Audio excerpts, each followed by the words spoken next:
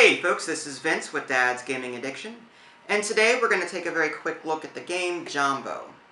Jambo is for 2 players, ages 13 and up, and the average play time is about 45 minutes.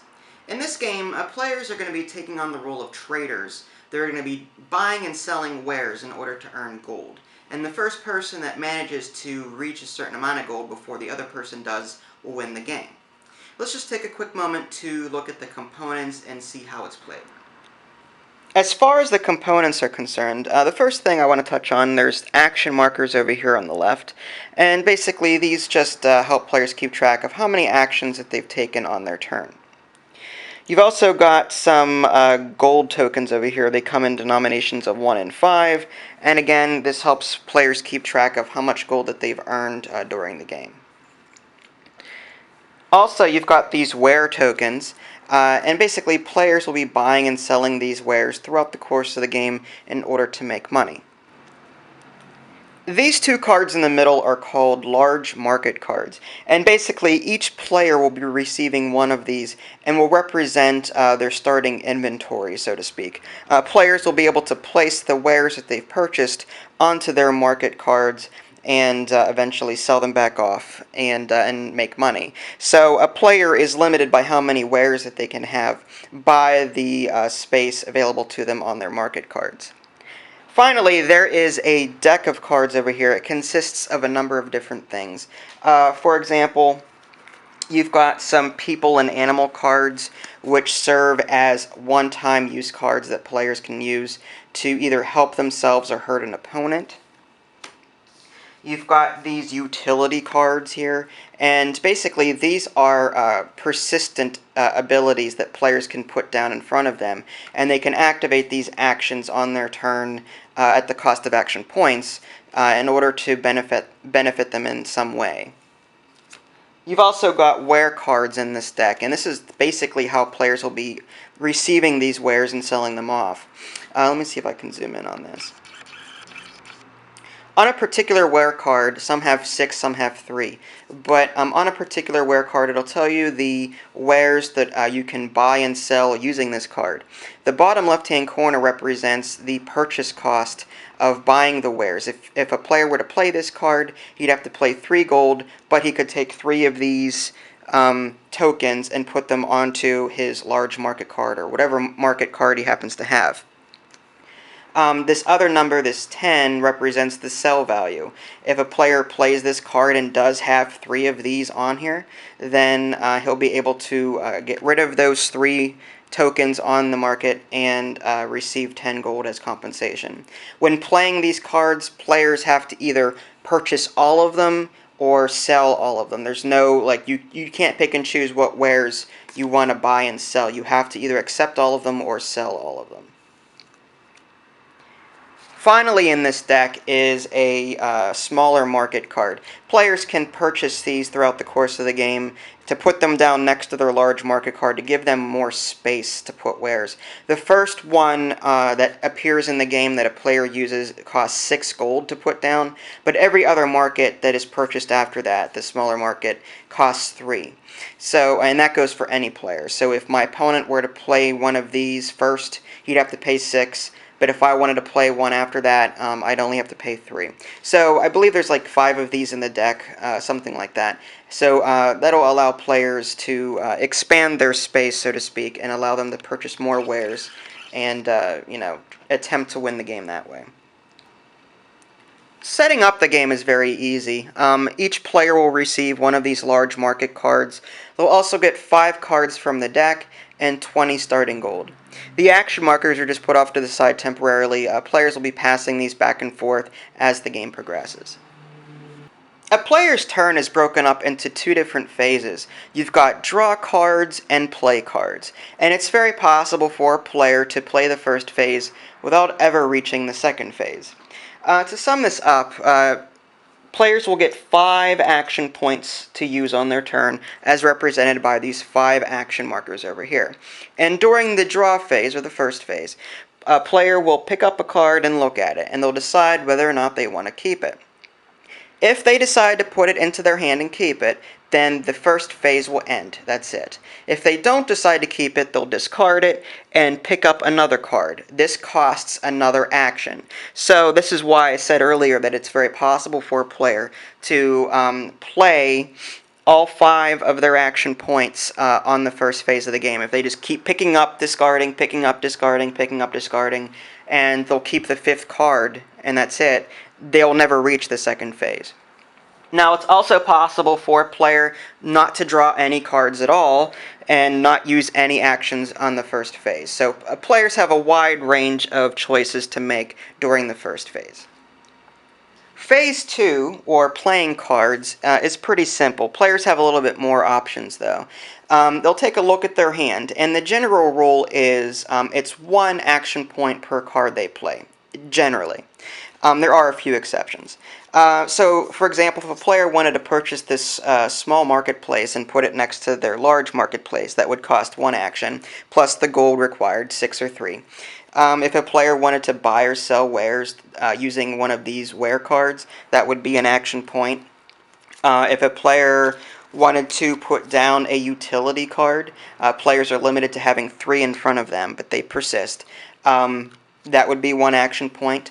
To play a utility card that they already have, they would simply flip it upside down for that turn to indicate that they've used that for that turn, and at the end of their turn they can flip it back around and use it on the next turn.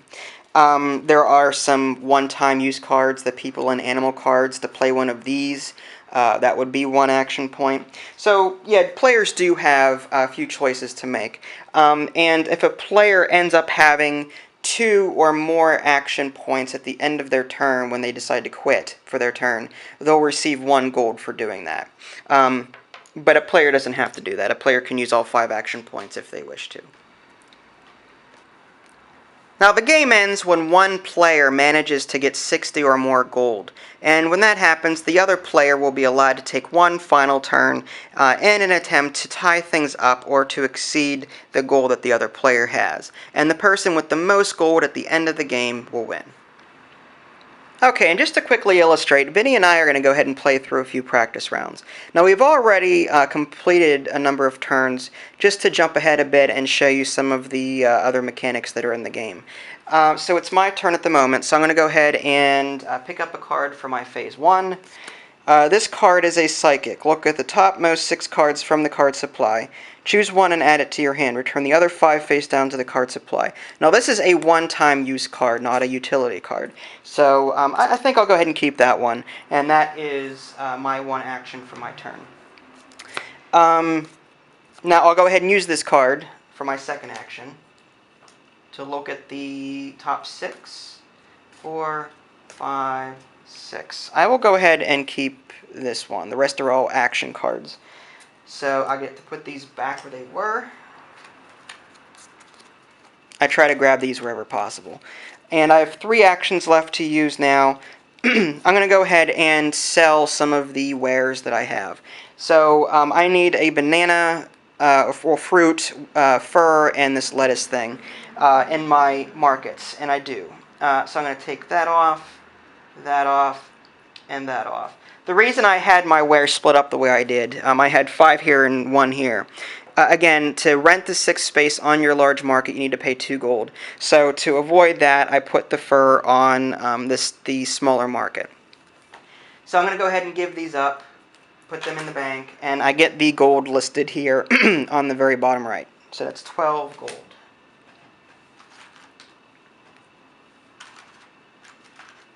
Alright. Alright, so that's 1 action. I have 2 left to use.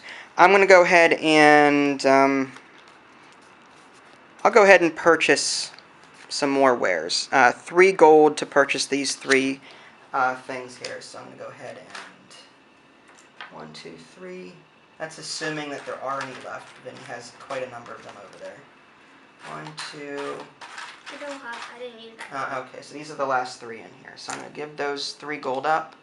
Put 1, 2. Again, I'm not going to put the 6th ware on my large market. I'm going to put it over here on my smaller market so that I'm not charged that 2 gold fee.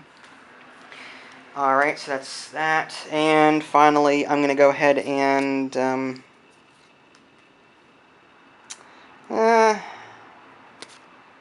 Actually, here's what I'll do. I've got some lettuce here. What I will do, or greens. Well, what I'll do is I'll use this shaman card. Trade all wares of one kind from your market stands with the same number of wares of a different kind. I've got 3 lettuce and there's 3 sugar. So I'm going to go ahead and play this to trade these 3 sugar in for the 3 lettuce. Now I'm out of action points for my turn, but on my next turn I'll be able to trade those in and get some money via this ware card here. So that ends my turn. My turn. What I will do is I'll just draw one, see if I can get. Okay, you're going to draw 1 card. That's 1 action.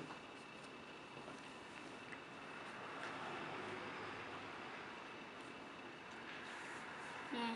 Alright, you're not going to keep that. You're going to do that again. Okay, another action.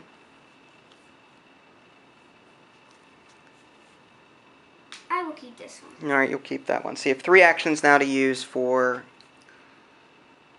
I'll use phase the 2. shaman. Alright, you'll use the shaman to trade wares of one type. Yeah. Same thing. So you're going to trade in 2 jewelry for which 2 wares? Okay. I'll just pick these, just in case. Really Alright, now keep in mind, you don't want to pay. Do you really want to pay 2 gold? You have to pay 2 gold each time you use that 6 space. So put one of those wares on the smaller market. Let's do that. There you go. Do that. So I can put these together. Yeah, you have to pay that 2 gold fee every time you use that 6 space. Alright, so you did that. So that was 1 action to use that shaman card. Now you've got 2 actions left.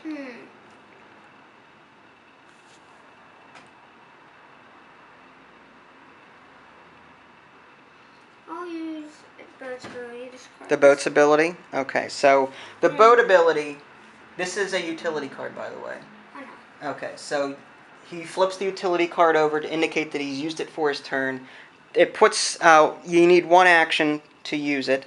So what does the boat do? It gives me literally 1 supply. Discard 1 of your cards from your hand or play area, and take 1 ware of your choice from the supply. So he discarded his Mask of Transformation card from his hand to take a ware that he wanted. I want that one. Alright. You give me 1. Alright, and you have 1 action left. There's not many things I can do. What do those do? Which ones? Both. The drums? Yeah.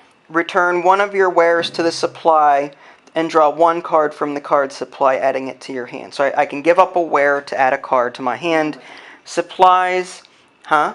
What that supplies do? Supplies, draw cards 1 at a time from the card supply and discard them until you find a ware card. So I can keep picking up cards here, but once I find a ware card, I have to pay 1 gold in order to keep it. Okay, I will use that, How are you using mine? I'll use this crocodile. Choose one of your opponent's face-up utility cards and discard it. You may use its ability. Right. You can use...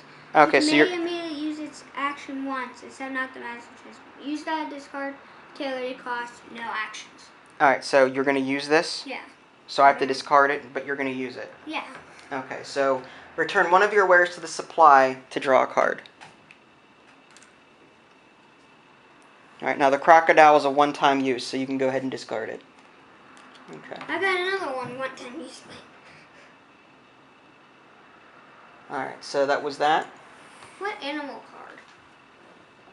Animal card is like this. This is an animal card. And there you have it. That's just a very brief look at the game Jambo. I highly recommend it. It's a lot of fun. There's a lot of buying and trading going on, and there's a lot of inventory management to take into consideration. So if you like games like that, definitely check it out. You can read the full review at www.dadsgamingaddiction.com, or you can simply click on the link in the below description. That'll take you there as well. This is Vince. Special thanks to Vinny for helping me out. Thanks for watching, and I'll catch you next time.